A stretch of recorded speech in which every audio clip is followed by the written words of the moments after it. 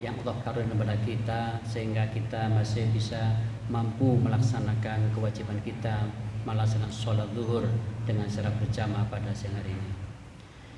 Para jamaah yang dirahmati Allah SWT, khususnya dari mahasiswa yang sekarang sudah mulai aktif perkuliahan secara offline, ya, yang masih menyempatkan duduk ya, niat itikaf di masjid, insyaallah pahala tidak akan berkurang dan semakin bertambah dengan mendengarkan sedikit tentang sekilas tentang rahmat Allah SWT, bahwa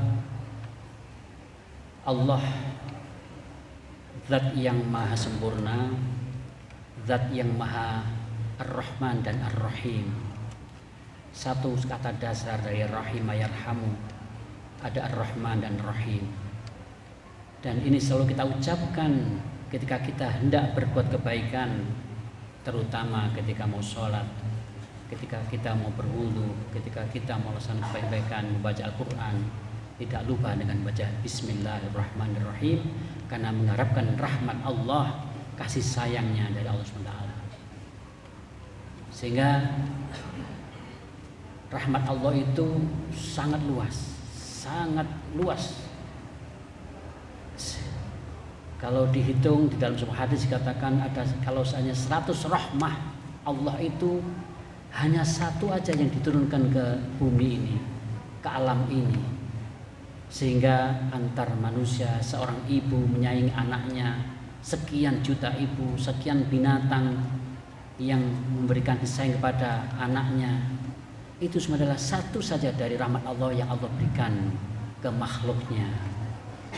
Sehingga betapa luasnya rahmat Allah yang sebegitu banyak makhluk-makhluk yang berkasih sayang ini, semuanya itu adalah hanya satu, di total semuanya hanya satu dari rahmat Allah yang 100 itu. Selebihnya adalah milik Allah yang Allah akan berikan nanti di akhirat kelak. Sehingga maka kita selalu berharap pada rahmat Allah, dan tentunya kita ingin lepas dari azab Allah SWT. Sehingga bagaimana kita nanti ketika kita sudah menghadap Allah di hari kiamat, di hari kebangkitan, di hari pembalasan, maka rahmat Allah lah yang kita mohonkan pada Allah selalu mulai saat ini. Sehingga kalau ada ayat A'udzubillahi minasyaitonirrajim, wa tilkal jannatu uristumuha bima kuntum ta'malun, dan surga itu diwariskan, surga itu kepada kalian bima kuntum ta'malun, dengan amalnya, karena amalnya. Maka kalau kita secara logika, apakah betul kita masuk surga karena amal kita? Apakah betul karena kita selalu ibadah yang rajin sehingga kita masuk surga? Maka marilah kita sampaikan satu hadis Rasulullah SAW yang menggambarkan bagi orang yang memahami, yang akan betul-betul mendalami bagaimana sebenarnya rahmat Allah itu. Sebuah hadis dikatakan qala Rasulullah SAW, hadis Al-Bukhari dan Muslim, la yadkhulul jannata ahadukum, la yadkhul ahadukum al-jannata bi amali.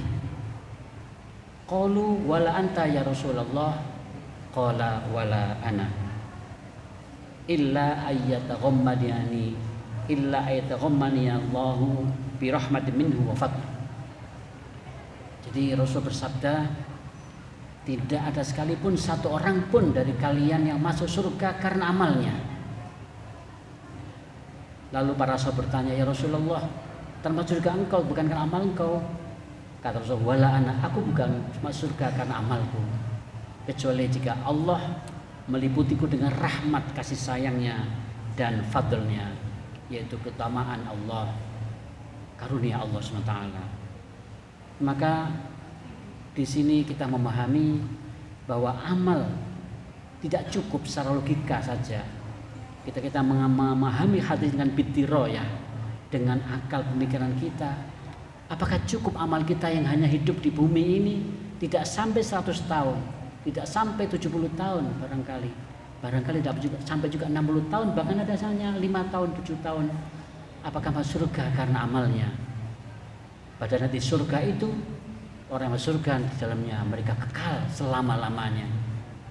Maka secara logika pun kita terima bahwa memang benar bahwa Allah memasukkan kita ke dalam surga dengan rahmat Allah, bukan dari amalnya.